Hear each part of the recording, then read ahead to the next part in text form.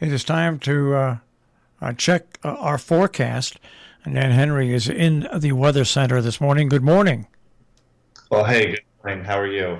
Good. Now, we'll get to our local weather, but you live in Florida, right? That I do, yes. All right. So I wanted to talk to you about the update, the latest update on, what is it, Fiona? It's actually Hurricane Ian is the one Ian. bothering us right now. All right. Now, uh, I would, what, have you noticed, do you watch TikTok at all? Not a whole lot, but some of the famous ones they kind of come across my they kind of come across my feed, I guess. There's a lot of regular people now that are playing meteorologists, and they're putting up the postings from like the National Weather Service and stuff and predicting what's going to happen. I prefer to get my information from somebody that's got a degree and does this as a living. So, anyways, let's talk about the threat to Florida and either the Gulf states or else also the East Coast with this hurricane right now. That's that everybody's talking about. Yeah, sure thing. So as of 5 o'clock, the latest advisory, the latest full advisory with the new cone and everything, Ian is now a hurricane. Sustained winds of 75 miles per hour. You need 74 or higher to be considered a hurricane. So just barely a Category 1, but expected to strengthen and expected to do so quickly as it approaches the western tip of Cuba. And the center of circulation is fairly close to the Cayman Islands, that's south of Cuba and west of Jamaica. And the storm is unfortunately moving to the northwest now at around 14 miles per hour. The minimum pressure down to 983. That's a pretty strong central pressure for just 75 miles per hour. And the cone of uncertainty is tightening up as it does when you have the time before landfall, now just a couple days out, and basically anywhere from around Port Charlotte and Charlotte Harbor in southwest Florida around to, let's say, the middle of the Panhandle are all in the cone for possible direct impacts from the center. But of course, the storm is not just a point, it's a pretty wide storm, and it's going to continue to blow up in size as it nears Florida.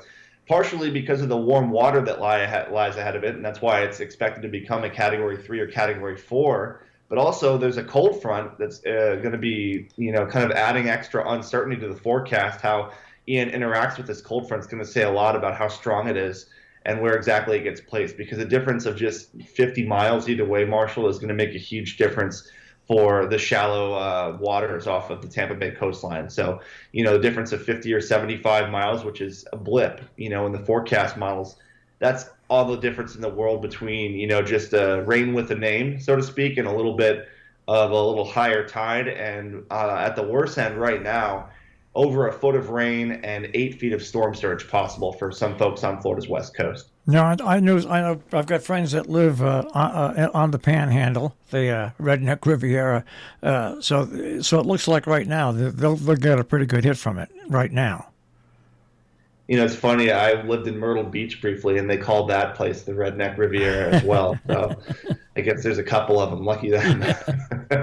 But yeah, well, the Panhandle is looking a little. Things are looking a little bit more optimistic, depending on exactly where you're talking. Because with regards to a hurricane, the worst side of it's going to be on the right hand side for a northward moving hurricane, because it's a counterclockwise rotation. So it's going to be pushing the water up toward the coast on the right-hand side of the storm and pulling it back from the coast in the left-hand side. So the Panhandle actually looking like they're going to miss the worst of it, especially toward, if you're talking about where Hurricane Michael made landfall near Panama City, they're going to likely miss the worst of it by, a little bit of a margin, because the computer models are kind of honing in on a Tampa Bay to Nature Coast, Big Bend region sort of center. Well, that's what I was just thinking as you were talking Tampa Bay. It then sounds like it's good. It's in the center target point. More or less right now, yeah. But the good thing is some of the models just this morning have kind of kept the storm just kind of tiptoeing offshore. So definitely hoping for the best, but preparing for the worst here, and not paying too much attention to any one, computer forecast model, because it can and will change with Cuba still in the way. We'll see how that impacts things. And, this front, we'll see what happens. But right now we got a Category 3, Category 4 that's coming way too close, and we're going to definitely keep preparing. It's not our first rodeo down here. Now, there's other hurricanes on the map, right? Or tropical depressions?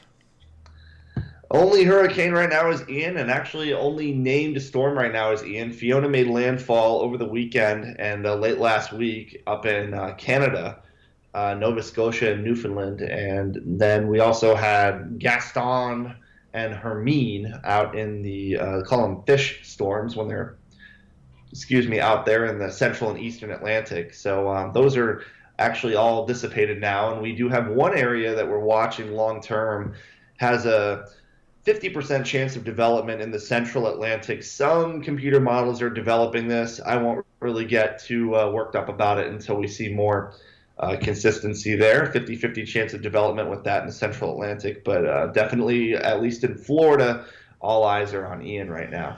All right, so let's take our eyes and bring them up the East Coast to our area. First of all, any of those remnants of Ian will wind up coming up here with rain? Outside chance, a little bit of that energy from Ian could get sort of ejected toward, New England. I think most of it's going to go offshore sooner than that, so I'm not really too worried about it. But if it were to happen, it would be in the weekend forecast towards Saturday night and Sunday. Anytime soon, no. And I would not mind being up north with you guys because really not too bad. Very nice fall-like weather up there. Scattered light shower possible today, but otherwise partly cloudy, low 70s on this Monday. And then tonight, partly cloudy, seasonably cool, near 50. So average low 49, right where we should be. Tuesday, mix of sun and clouds, near 70 in the afternoon once again. And then a little cooler Tuesday night, partly cloudy and brisk, upper 40s.